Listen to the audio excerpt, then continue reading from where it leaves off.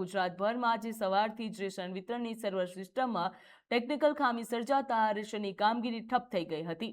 August મહિનામાં નિયમિત અનાજ ઉપરાંત શ્રાવણના તહેવાર નિમિત્તે મળતા વધારાના જથ્થા અને સિંગ તેલના વિતરણ સમયે જ સર્વર બંધ થતા રેશન લેવા પહોંચેલા કાર્ડ ધારકો અને રેશન દુકાન સંચાલકો વચ્ચે મૂંઝવણ ઊભી થઈ હતી। રોષનો માહોલ જોવા મળ્યો હતો।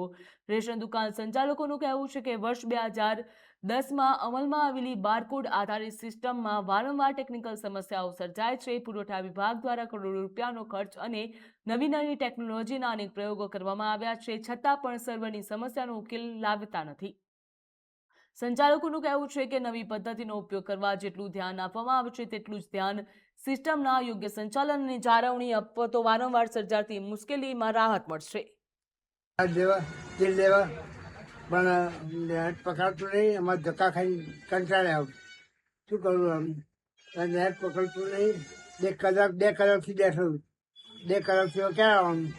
નેટ પકડ નહીં કરતા બિલ સિસ્ટમ હારી હતી પેલા, બિલ સિસ્ટમ હારી મગજ મારી નહીં, નેટ પકડતું નહીં, કંટાળી ગયા, રેશનની દુકાનવાળા કંટાળી ગયા। હવે આવું આમાં 9 લાખ માણસો ક્યારે ધક્કા ખાવાનું?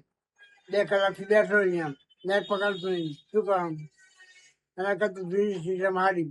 માનવંતા વ્યાજબીવાના દુકાનદારોને ગ્રાહકોને વિનંતી કે 16 વર્ષે પણ સરકારની નવી ટેકનોલોજી સફળતાપૂર્વક ચાલી રહી નથી, જેના કારણે ગ્રાહકો સર્વર બંધ હોવાને કારણે, સર્વર ધીમું હોવાને કારણે આ તહેવારોમાં પરેશાન થઈ રહ્યા છે। ત્યારે સંગઠનના પ્રમુખ તરીકે મારી વિનંતી છે કે ગ્રાહકોએ મામલતદાર ઓફિસનો જવાબ લેવો જોઈએ, દુકાનદારો સાથે તકરાર કરવી જોઈએ નહીં। એટલે હું 2 હાથ જોડી વિનંતી કરું છું ગ્રાહકોને કે કોઈ પણ દુકાનદારનો આમાં દોષ નથી, આ સરકારનો દોષ છે અને સરકાર આ નવી પદ્ધતિમાં વિફળ ગઈ છે એની સાબિતી છે।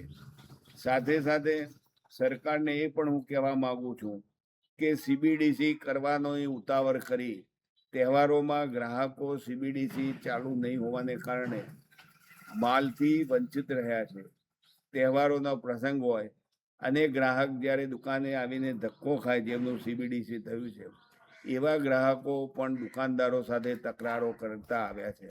ત્યારે સરકારે સત્વરે જેમ 25 તારીખે ખોલવામાં આવે છે CBDCના ગ્રાહકોને અંગૂઠાથી આપવાનું, એમ અત્યારે કેમ નહીં?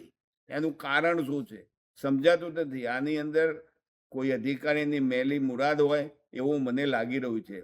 જો આ બાબતે તાત્કાલિક નિર્ણય કરી વિતરણ વ્યવસ્થા સુદૃઢ બનાવવાની વ્યવસ્થા કરવામાં નહીં આવે તો ન છૂટકે આંદોલન કરવાની જરૂર પડશે અને આગામી તહેવારોમાં ગ્રાહકો અનાજથી, તેલથી, ચણાથી, ખાંડથી વંચિત રહેશે, જેની જવાબદારી સરકારની રહેશે।